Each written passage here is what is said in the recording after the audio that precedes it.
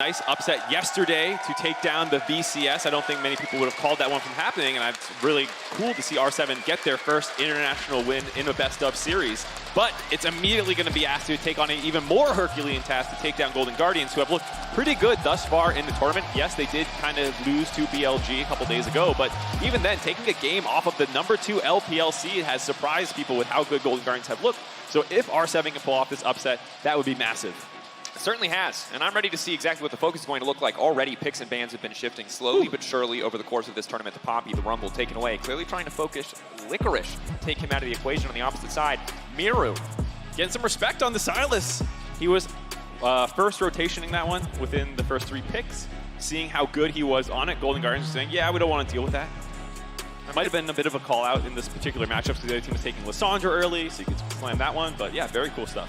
Yeah, and for now, Golden Guardians going to be happy with the first pick, Vi. We'll see what exactly they want to pair it with. Now, I think Ari. Yeah, easy.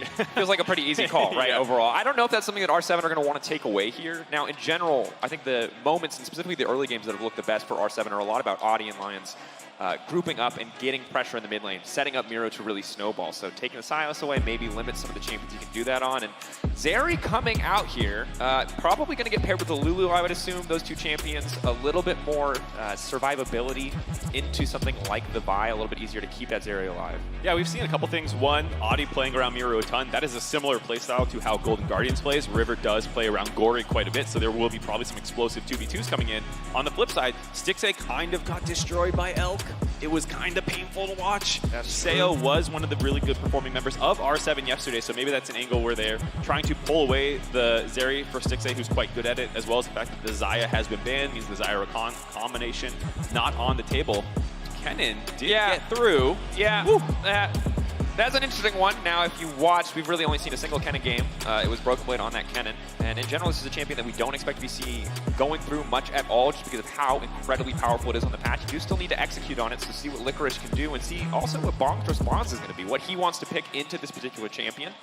Lissandra will be the final pick in the first rotation, balancing out, at least limiting some of the kill pressure that the Ari and Vi can bring to the table. Yep, post 6 can always just drop your ultimate on yourself to try and survive, buy time for your jungler to show up. But yeah, the Kennen coming through for Licorice. It's really cool that both him and Bong have really stepped up this tournament. I think coming in, people were expecting them to be potentially some of the weaker top laners in this portion of the tournament, and that's not been the case at all. I think you can make the case that they have been amongst the best. Broken Blade obviously playing incredibly well, but then Licorice and Bong are right in that conversation with Bin not looking as good as I think a lot of people were expecting. They thought he would be tearing up this portion of the tournament and had actually quiet games in comparison. Yeah, had definitely struggled a little bit, but obviously an opportunity for Licorice to show really what he's capable of, and now on the strongest champion on the patch, I would say, at least on the top side of the map on the Kennen, really have to prove it, because this is something the team has invested in, and the cost of investing in something like the Kennen here does mean that the 80 carry pool is getting pitched, the Jinx and the Lucian taken off board. Now, interestingly, Aphelios is still up and available, but Golden Guardians haven't played it yet, so it seems like R7 may be throwing down the gauntlet here. Yeah, Aphelios was not something that Stixxay played a ton during his time on Golden Guardians. But he's been fairly good on all of the meta champions. He only has 1 game of it thus far this year, but I have no doubt that he can play a competent version of it. I assume they'll go for something like the Aphelios Thresh, but it is uncommon in the current meta to see your bot lane entirely left for 4-5 in this portion of the draft. And I'm going to hold my breath on that one. It will be the Aphelios. All right, not as thrilling, not as crazy, not as spicy, but yeah, with a lot of these more unique targeted bans coming through in the draft, we've been seeing this a lot over the last 2 days especially. It means a lot of the conventional meta OPs, in this case Annie, still up and available. Is this what they're going to want to go for here? It's possible. It's very tempting to want to pair that up. A very AP heavy composition though. Yeah, you have Aphelios very happy to pelt away from the back line. Right. Not a ton of tank options yet. Bong might slam something up in the top side, but then you're getting a favorable matchup. If he does go for the Malphite, and he will. Insta-lock, baby. All right. All right, looking across the board, Golden Guardians have pick of the litter in terms of meta powerhouse picks. Now, Vi and Wukong, in theory, comparable, but in terms of ease of execution, both sides looking for a pretty solid jungle mid setup. I think maybe a little bit more team fighting power on the side of R7, just because, again, it's a lot easier to execute Wukong, Malphite, Lissandra. You just all push your buttons. It's a little bit harder to find those Kennen flanks. Yeah, for the side of Golden Guardians, they do have a nice pick comp. You can always flash stun with the Annie, instantly get follow-up, or any one of these people can really start the fight, Kennen as well. But to that point, it's a little bit more difficult outside of that one target to blow up. To team fight obviously, Lissandra, Wukong, Rakan, and Malphite, no joke in team fights. So Golden Guardians potentially have the stronger early game here. We'll see if R7 can kind of weather it and probably get to these mid to late game team fights on even footing is the game plan you would expect out of them. And I think it is a really good call out, because again, the best version of R7 we've seen has been a lot of early snowballing, specifically around mid lane, but Wukong Lissandra is just a much slower mid jungle duo. Level 6, yes, they have a lot more kill pressure, but Lissandra's early game setup CC can't really fully be leveraged by Wukong just because pre-Divine Sunderer damage isn't high enough to burst through most champions, unless they're caught slipping, so we'll have to keep our eyes on that early jungle pathing. Getting ready now. The first game in this best of 3. Again, loser eliminated from the tournament will not get a chance to play for any further. To play for the bracket stage. It's a long road ahead for both sides. Find out who comes out on top as we get ready. Game 1, Golden Guardians versus Movistar R7.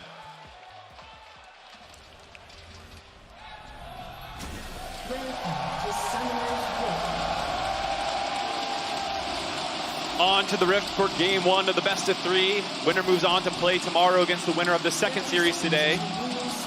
Loud versus PSG. But first, they're going to have to win 2 games here. River walking up, hitting him with the loud emote, knowing. Wait, we have to go mid lane right now. Cut to mid, please. They are dancing next to each other. Oh.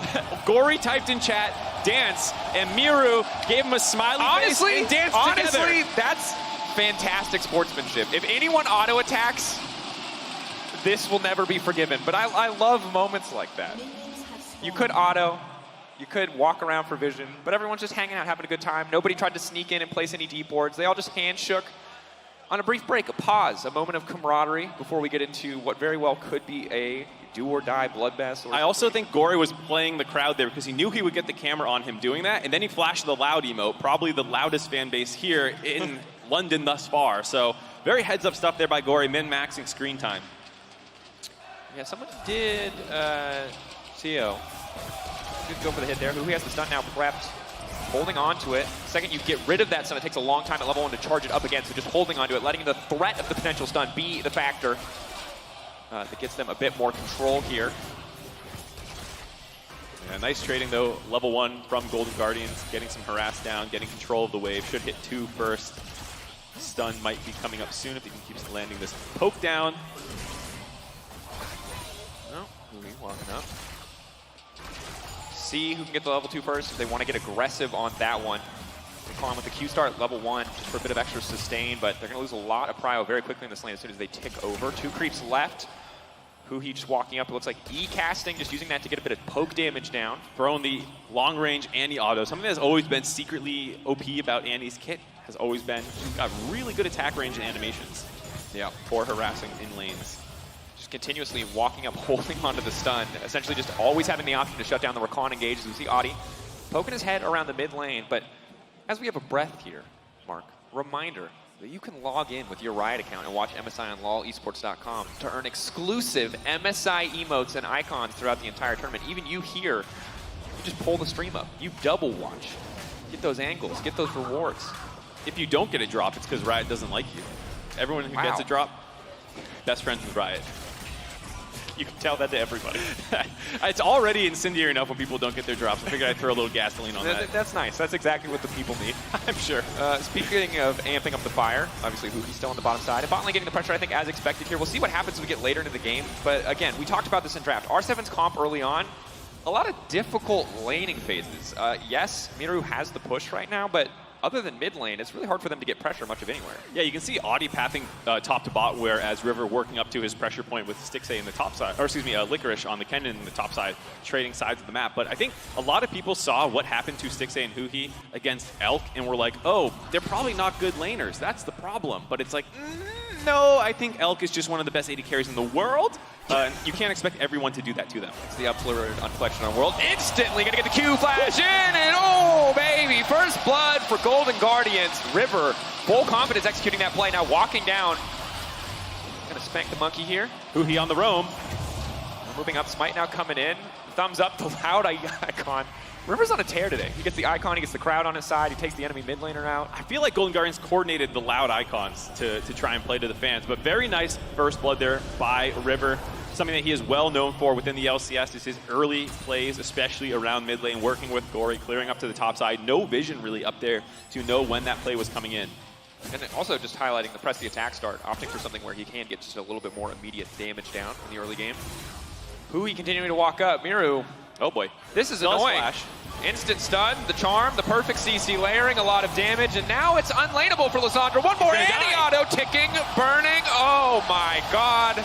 Shuts down. Miru greeted the flash. He wanted to keep it up, thinking that from full health they would not be able to kill him, but the ignite by Hui let them find that second kill. Golden Guardians having a great start to this game. And I want to call back to what you said earlier. You talked about people watching 6A's game against Elk and saying, hey, maybe this is a point of weakness. But it looks like Golden Guardians watched the games yesterday and said, hey, Rainbow Seven very reliant on Miru in that mid lane. They put so much resources into shutting him down. It lines up with how they like to play the game anyway, and it's really paying off. 6A flashing out to safety now, can go for the root onto at least one. Leaving Quill, not going to do enough damage to find that kill. Loses both sums there. Nice little bit of aggressive trading by R7. Going to get him lower. Both people will probably take a back after clearing out this wave. But I will say this is, again, something from the LCS you see frequently, is Hui leaving the lane and making plays around mid lane. They love, as the kind of Korean-speaking trio between Gory, River, and Hui, to move out of lanes, especially to attack Gory, or Gory's lane, excuse me. So Hui moving here with a playmaker, no surprise to see this happen, burns down Miru, who's just not used to this level of aggression. Gory level 6. They're going to get the ult out from him, but burning some resources in the mid lane. Of course, Flash was burned by the bottom lane, both bottom laners, I believe, in the duration of that replay, so not quite sure exactly how that happened, but kill pressure on bot side is going to be something that has to be respected. And right now, everything going in favor of Golden Guardians. Yes, they are favored in the early game, but more often than not in pro play, that means pressure, that means maybe plates or an objective. It does not mean kills. That extra advantage. Stun on the top side. Cannonball now coming out. River walking up. He's only level 5. Bong now trying to back up. Speeding out to safety. One more stun. Bong will be able to walk away for now. Still has the Unstoppable Force. Still has the flashes. Held on to everything, but he does not have the teleport. Crucially, he just came back to lane. He's going to lose at least a plate here. Oh, and that tower's just going to delete all these minions. Yeah, I was about to say, one of the nice things for Golden Guardian with all this focus around the bot and mid lane is it's given a lone time for Licorice to build up a huge CS lead, coming up on 30 CS already. And then River shows up once again to force him back. Start grabbing turret plates as well. Nice response by R7, capitalizing on the fact that River has been spending most of his time on the top side of the map, as well as the sums that they forced just prior to this, starting the dragon stacking in their favor. Mark, I don't know how you view things in the LCS, but is a 2K gold lead at 7 minutes good? It is indeed. It is something you would be happy about. But I will say, in the games yesterday, yes, hold on, we'll hold this for this potential invade. River around the corner, walking in, stealing. Finding that objective. Audi hitting level 6. Now River needs to walk away, but Audi trying to find that kill. Hui over the wall with the stun. River gonna walk! Oh, Audi, no, that should have been a free kill. Yes, you got the objective, but now can you make it out of safety? He does so much damage to the bot lane. They are looking to follow up. Sticks a perfect guns for a fight. They're debating. Can they go in? Gory, level 6 on the way. Ult in 7 seconds, counting down left side of your screen. You can see those ulti cooldown timers getting closer and closer, but they're not going to have the avenue of attack. He gets the red buff, he gets out, it costs the flash, but it feels like that just should have been a kill. Felt so close, just maybe one more auto attack would have finished off River there.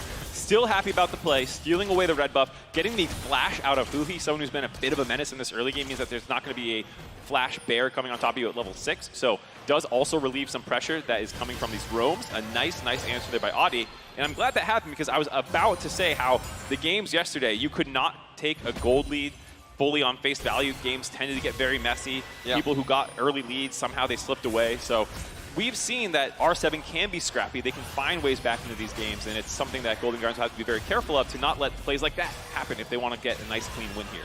Certainly, and something you highlighted as well in the draft is that they don't really have that true tank either. So when it comes to the threat of a pick on the opposite side, even if Golden Guardians have sometimes better tools for finding those picks, all the squishy health bars on their side means that they can be quite vulnerable if they're caught out of position here. But Gory, ulti available. River, ulti available. Golden Guardians surely can make a play in the next few moments, but they're happy for now just to have that uncontested Herald from the top side. Very nice vision control by the side of Golden Guardians. You're going to see this massive amount of wards dropped into the top side of the map. And during that time, R7 wanted to leak out down to the bot side, but 6A playing safe, backing fully off the turret temporarily. Miru didn't even bother full roaming down there, knowing that Golden Guardians was aware of the cross-map play potentially coming through. So nice to get some turret plates back in the pocket of Seo there on the Zeri, start the scaling up even in gold about, but the question is now where Golden Guardians will attack with this Rift Herald. Yeah. I think keep forcing the ultimate out of the Malphite in lanes. It's really going to diminish the potential here for R7 to make a play of their own. River now coming up, maybe anticipating the counter gank. They did, I believe, spot Adi briefly on the control ward above the Krugs. So taking their time. Bong maybe falls into security here. Yeah, they saw the recall come through. River sticking around, waiting for this wave to push up a little bit. You win. Should be an easy follow-up. Immediate cannon ult is going to get used. And simple and clean. Easy execution on the top side. Bong again. Thought that the enemy top laner would give him a bit more respect. Thought that they would still think the jungler was there, but Golden Guardians had the information they needed. Quick, easy play. That's the power of the Vi. Such simple execution. Yeah, not even going to bother dropping the Rift Hilt here. Oh, I spoke half a second too soon. Cast a curse. I was about to say they're going to save this one potentially because they're getting enough plates on their own, but no, Golden Guardians do want to drop it right now. Finish off this top turret. Hear the crowd cheering for the charge as Shelly finishes off the first turret of the game. This gold lead up to 4,000 just 10 minutes in. This is a play. This counter play has to get something done, but 6A quick cleanse flash out to safety. Is slow, but no root. Doesn't need to use it quite yet. Golden Guardians walking away. 2 summoner spells burn on the top or bottom side, but trading that for a kill in a tower is not a good deal. 4.5 thousand in favor of the Golden Guardians. Crushing gold advantage. And you talked about it. Scrappy games, yes, but at a certain point, gold leads do start to feel insurmountable. Yeah, it's getting close to that one. I do like R7 attacking the bot side there, trying to finish off 6A, but one thing that has leveled up for Golden Guardians across this season, especially in the postseason, was Licorice on carries. During the regular season, a lot of time on weak side, Renekton. He was going Jack Show Renekton. It was kind of gross to look at sometimes. But he has leveled up. Show Renekton. You know, he's frontlining. He knew what his job was. Weak side frontline Renekton. But in playoffs, adapting and playing a lot more carries, having clean runable games of all things. Kennons, Fioras, different angles that people were not used to seeing. And it's created a Golden Guardians team where it feels like in any single game, someone can be the carry. It could be Licorice, it could be Gory, it could be Stixay. And it does enable them to kind of absorb pressure at different points on the map. And so here, Stixay actually up in gold despite all the attention they've been getting. He's lost his flash. He's had to absorb a lot of these plays. But that's something he's comfortable doing, knowing that the rest of the map is getting snowballed this heavily. And he's still quite comfortably scaling up. No boots yet, but does have the Gale Force. Not doing bad whatsoever. So it's not even like it's a weak side where you're trading even or suffering. It's a weak side where you're giving up a bit of pressure, maybe giving up a plate, but you haven't given away any more significant advantages than that. R7, now that tower's down, it does free them up for these brief moments of time as Kennen starts to push the wave to maybe fish and look for a play, but Golden Guardians aware of this, backing off, conceding control of the bottom side of the map, knowing that they have that Kennen pressure point on the top, waiting for Malphite to show. Yeah, I want to see what happens with this second Dragon, because one thing for R7 yesterday that was noticeable was they weren't super on top of the timers of things in some of the setups. And while they do have the first Dragon stack, Golden Guardians do have the gold lead, so they might shove R7 off here. But at some point, R7 will need to take a fight, pick that this is the time that we stick our flag in the ground, going to make a stand. I don't know if it's around this Dragon or if they want to wait for a couple more Mythics to come online, because they are down Mythics in a couple positions right now. So they'll probably give this one up for free, but it's second, third Dragon before this side of Golden Guardians continues to run away with the gold lead. Yeah, and at this point in the game, if you're going to make a big decision about where to fight on the side of R7, it's a pretty high-stakes decision. You really need to pick your moment well, and that's a lot of pressure on a stage like this. We talked about it on the desk already. First, best of win for the region yesterday, and now you're coming to a situation already in game one where it feels like you've got maybe 1 or 2 more shots at a big fight to kind of come back in the game, short of Golden Guardians making a massive misstep. So picking that window of opportunity, finding that avenue to really leverage the massive amount of AoE that you have on this composition is key. Audi going in, potentially. There. Right now backing away. That's going to be the ultimate. The charm! Buffered! Coming through. Beautiful move from Gory. Doesn't even lose his ult because he was able to time that charm so cleanly right as the ultimate from Lissandra was coming in. It actually is a relatively telegraphed ultimate. Yeah. We'll see if they want to go on top of Seo here. But a lot of the times you can buffer abilities into the Lissandra ultimate when it starts casting on top of you. And so he knew that there was the fact that he could see Audi on the ward, that this was coming in. Landing that charm means that he doesn't even deploy his ultimate to get out safely. No, that is clean, and that's got to be so frustrating because for R7, they burned a lot of resources there. Lissandra ult now down, a lot of Audi's time now burned, and Stixay now getting support from River. Now that the other lanes are doing fine, now that the other lanes are winning in isolation, Stixay can finally reap the benefits, reap the rewards. He no longer has to be that weak side bot laner, has the Gale Force, has the entire team ready to play around him. Ruhi, though, just continuing to try to take control of this River, laying down a bit of vision. Yeah, like you said, flipping their vision from the top side, which we highlighted earlier, down to the bot lane, knowing that this is where they want to make their moves from now on. Gory, most likely, once he gets shoved in lane, finishing off his Everfrost now. Can clear the wave, make moves through the jungle, down to the bot side, combo with River. I think they have their eyes set on breaking this bot lane open for the side of Golden Guardians. They could also potentially go to a 1-3-1 lane setup and put the Ahri down early, but yeah. MasterCard goal difference kind of telling you the story of this game. The one lane that had time in isolation. The only thing saving them is that they have the smallest gold difference, which is not a great look in this first game. Yeah, a lot of the times you see at least one position, the place where the enemy team hadn't been attacking, to be up in gold. Sometimes that was Miro in the mid lane, but not the case here. Ooh, R7. This is a tricky angle to come in under the fight. Playing on red side means they don't have an easy way to walk in. Just have to walk through the choke. And against Huki, yes, he doesn't do a ton of damage, but he just gets so much control over this area. Should be an easy take here. R7, bit of a spectator play. Feels like a little bit of indecision there. Not quite sure what they wanted to do. Ideally, you're either contesting or you're not. But just walking up there means they're spending a lot of time for essentially nothing in the end. Yeah, I can feel R7's perspective where it's like, we keep giving everything to Golden Guardians, we have to contest them, but then you press tab and you look at the item completions and you're not even in the same ballpark in terms of being ready to fight yet. So, of course, you have to back off there. Would have been much better if Seo stayed in the bot lane, tried to potentially go for just a push on the bot side like they did on the first Rift Herald. Instead, both AD carries going to stay mid. Like I was saying, you can potentially go into a 1-3-1 lane setup here for Golden Guardians. Have River playing around the Ahri in the bot side, dropping this Herald immediately. Quick trigger finger on these Heralds. I kind of like it overall. Just trying to up the pace of the game, and it makes a ton of sense. Again, really the only way you lose this game is if you slow down, if you give the enemy team time to scale. As long as we're in this mid-game status, and especially now that all these towers are down, Ahri and Vi are just going to have a field day. It is so hard now with all those towers taken out to control the entire map, to have perfect vision in your own jungle. And if Gori's waiting in a bush, very likely going to be dead. Yeah, Bong getting chunked out there, just trying to tank the minion wave. 6,000 gold lead now for Golden Guardian. Saving grace, can't get perfect gamed, already have a dragon. You're digging deep, though. That's all I'll say. I'm a bright sider, I gotta say. I can find the positive in anything. I can also find the negative in anything. That's true. I've heard that one firsthand. I'm just saying, at a certain point, Brightsiders, it all goes to the same place. It'll be a quick death, you know? And that's I'm just saying it's not really the bright side. Painless. Stixxay.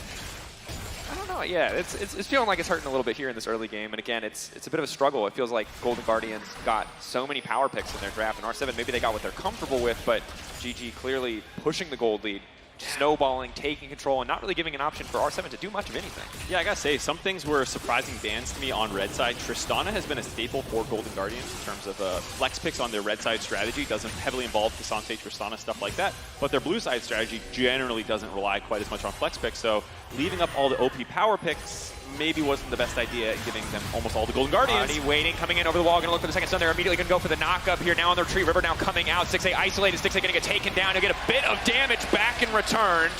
So that's going to be one kill. Will they keep the fight going? Gori now ready to step forward. Oh, GG debating. They have control over the pit. They have the angle in. R7 kind of just want to walk away with the prize that they're able to get. They burned so many resources. They do still have Bong's ultimate.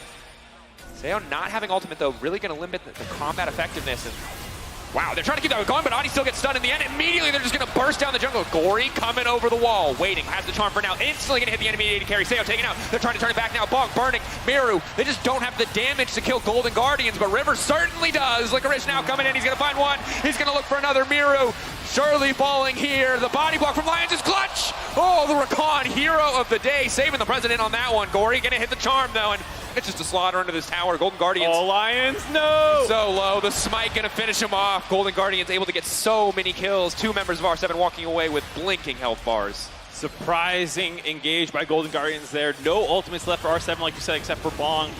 And then Licorice pulling the trigger despite not having their AD carry there. Finds 4 more kills, I believe it was. 3 more for Golden Guardians, excuse me. And the Dragon on the back end of that.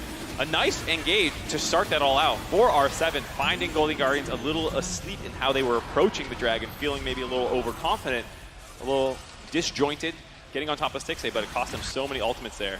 Probably have to back off the second Dragon after they found that one, because here, you can see it.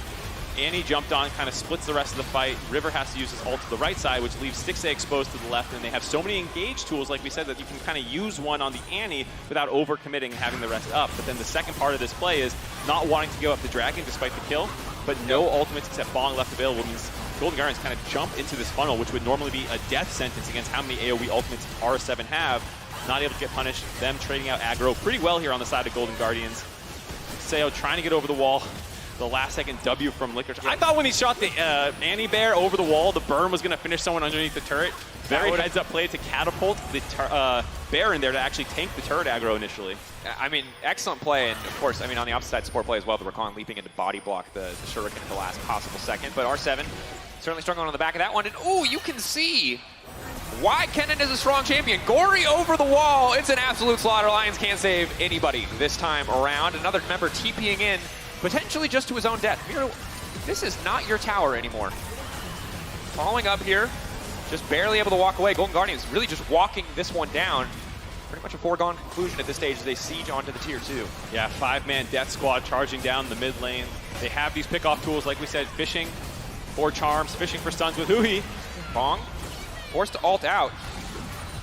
And I'm going to be honest right now, I'm not sure what R7 are doing even approaching the wave in this circumstance. I guess they're hoping that Golden Guardians are going to go for a misstep, but they don't really have an angle there. They walk up to not clear the wave and are just forced to use their Malphite ult. Damned if you do, damned if you don't, because if you just back off the 5-man push in the mid lane, you're going to lose an inhibitor 20 minutes into the game. So it makes sense that R7 is trying to posture around and wave clear, but it's just very difficult down this much gold to actually have an effective defense. See what can happen for them in the next few minutes for now. Golden Guardians, 8K gold lead, continuing to grow, continuing to snowball, taking more and more control of the map. Baron surely the next big objective that they can look towards. We highlighted it before, but no true tank means that they could have to be careful here, but honestly, River's so tanky it might not matter. Almost no wards out for the entirety of R7. Bong, no unstoppable force this time around. That is a very, very stoppable force. Bong taking off the map one more time. A single ward on the side, or 2 now after they place 1 more, but just no vision down on the side of R7 to see these kinds of plays coming from Golden Guardians who have so much map mobility, so many tools to find pickoffs. That one onto Bong. R7 looking for the counter engage, though, but just only forcing Licorice back. Oh, and it's so hard now, too. You have to catch all this farm, but you really want to make a counter play because you're just slowly being bled out. Good news for them is that control from Golden Guardian is not that deep in their jungle quite yet. There's still a lot of tier 2 standing, so they haven't lost too much. There's still a lot of avenues for them to pick up the CS, but right now, Licorice, I mean, level 13, 3-0-3, can absolutely solo or double kill probably any combination on the side of R7, especially now when he has the Banshee's Veil up and available. It's just hard to layer that CC really effectively. Broken Blade would be displeased, not rushing all damage items on his Kennen. I like the Proto Belt, though. You see my Proto Belt. You know, you got a lot of Rift Maker people. Want the sustain.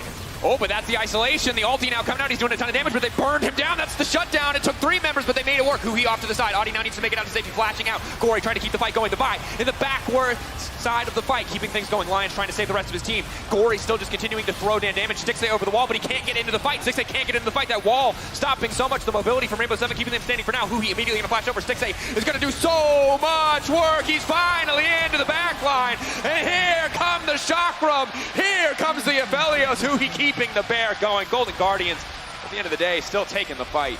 A nice start out for R7 there, finding the pickoff onto Licorice, but just too much follow-up from the side of Golden Guardians. River gives his life to keep that play going, buying time for Stixay to come around the backside of the fight with all those chakrams stacked up from the White Gun ult. After that, going to go right onto the Baron. A little slow, like you said, also not having that many tanks. The Bear dies, means Hugi's going to be in trouble here. No, they're good now. Stixay just had a swap guns. Purple's useless. But you can see here, good pick. This is a hard thing to do. They take a lot of damage, but they are able to shut down Licorice. That's big. Yeah, Miru landing the E damage to proc the Banshee's Veil means that his ultimate will actually be able to land without needing a Q or anything like that. They find that initial pick off without taking too much damage, but they just can't get out because too many members of Golden Guardians were nearby. Stixay has to go the long way around using the Bear as a front line as he kind of closes in on this fight, choking them out. No way to escape really for R7 here. Stixay cleaning house, getting a triple kill. And at that stage, there's just too many low health bars. And you can see R7 felt like maybe they could keep the fight going, like they wanted to burst down Gory.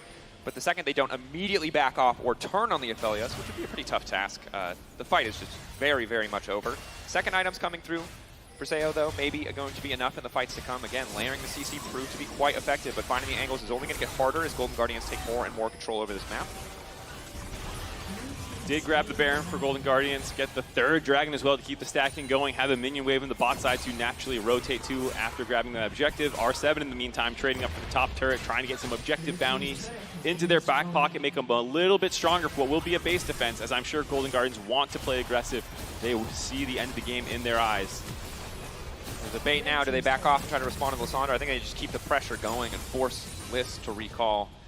Not really enough of a wave there to break down the tower, and Lys definitely not a big side lane threat when it comes to taking down structures. Mira returning. Golden Guardians posturing. Bong gonna look for an angle immediately on the backside, trying to take Stixie out. The charm now, the follow-up is clean, but Stixie cleanses, and he just fires back! Oh, the 200 years reminder of that ultimate, so incredibly powerful. Golden Guardians simply too far ahead. A double and a triple, making it look good, and this should just be the end of game one. Golden Guardians have an extremely clean game one, 17-3 in kills. R7 tried to find their fight, jumped onto Stixie, but too much defense available. 5-0, clean ace at the end of game one. 25-minute game, just about domination from start to finish for the Golden Guardians, getting everything they wanted in draft. Power picks abound. R7 sent back to the drawing board.